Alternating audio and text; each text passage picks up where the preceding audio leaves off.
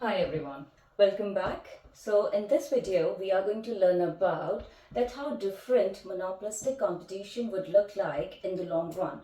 For that we are going to revisit the assumptions that we have made about monopolistic competition as a market structure. So we learned that monopolistic competition is a market where we have many suppliers. It is a sort of market structure with low barriers to entry, many sellers in the market, but they are still price makers. Why? Because they are offering differentiated products in the market. So I can think about coffee shops, for example. Each coffee shop could be different from the other coffee shop in terms of the environment, in terms of the offerings that they will be bringing forward to their consumers. However, even though they are price makers, they have that unique selling point which they would want to maintain for the longest possible time. This market will be experiencing even more suppliers in the long run. So, what do we learn from the economic theory? Economic theory says that in the short run, as the existing businesses under monopolistic competition are making supernormal profits, that is going to incentivize the new businesses to enter the industry, to enter the market.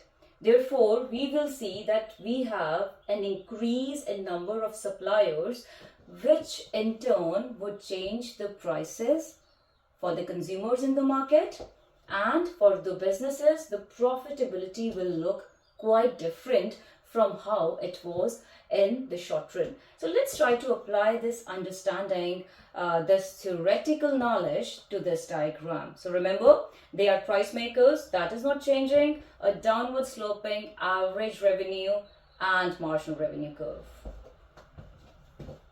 So AR, marginal revenue curve. So now in the long run, we have made that assumption that a low barrier to entry market would lead to more businesses joining the market, leading to the change in the profitability of the business. So let's draw our MC curve.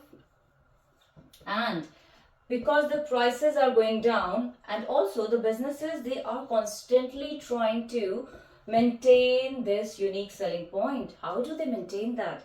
They have to advertise, they have to promote their product, they have to spend a lot on marketing activities. That also goes on to show that the average cost of production for the business is going to increase, and we will see a shift in average cost curve as well. That is also another reason that why we see different level of profits under the long run when we are thinking about monopolistic competition. So because of their additional spending that they have to keep on going to attract the consumers in the market, that would lead to the business just making normal profits. So where do we find normal profits? Keep it simple. Remember, normal profit means AR equals AC. That means a business is just making enough profits that can keep them going in the market. So let's go back to the objective so that we can see what quantity are they selling in the market, and that will be where MR intersects with MC. Remember, AR is also the demand curve, and we get the price from our average revenue curve. And you can see from here that the business is just breaking even. Price is just enough to cover the cost of production. Therefore, we can say now by use of this diagram that because of so many suppliers in the market, because of that additional spending on marketing activities to keep their USP strong in the market, in the long run, monopolistic competition, the businesses will just be able to make normal profits. So let's try to now connect that to what we have learned. So we can see that even though they have differentiated products, but long run means that they are competing for the smallest share of market that they have, and many firms means that as a consumer, we will have choice. So I would not say that monopolistic competition is having pure allocative efficiency. That is not possible. Remember, the moment we have a downward sloping AR curve or demand curve, businesses are price makers. And then allocative efficiency is gone. Moment a business becomes a price maker, we do not see allocative efficiency. However, what we are going to see is it's better than monopoly. That is because we still are experiencing a competitive market, even though it's not a perfect market. Therefore, what can I say about allocative efficiency is that price is great average cost. In monopolistic competition, we do not experience pure allocative efficiency. Is this market productively efficient? That is doubtful as well.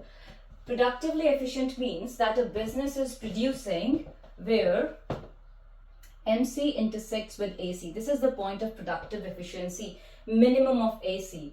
But we know there are so many suppliers in the market. No supplier is big enough to achieve economies of scale. So in this market structure, short run or long run, they are not going to be productively efficient because they are not producing at the minimum of AC.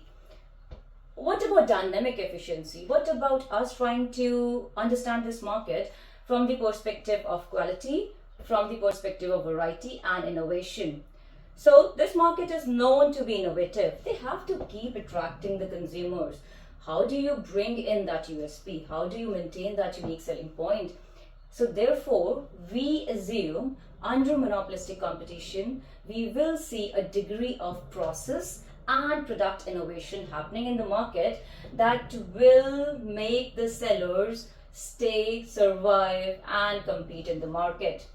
Overall, remember, if I'm thinking about monopolistic and let's say if we are thinking about monopolistic competition, we can simplify it. 50% perfect competition assumptions, 50% monopoly assumptions. They are price makers, but they are not as strong as a monopoly in the market. Many suppliers in the market. Good news for us as consumers, we get choices. They will try to differentiate their products. Good for us in terms of that variety to choose from that we can have. The businesses are not allocatively efficient, but they are better than monopoly in terms of the prices that they will offer in the market. Last but not the least, no productive efficiency achieved in the short run or in the long run.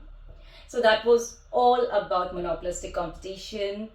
We did a video before, we learned about short run monopolistic competition, and then this is the next one, the final one about long run monopolistic competition. I hope you liked the video.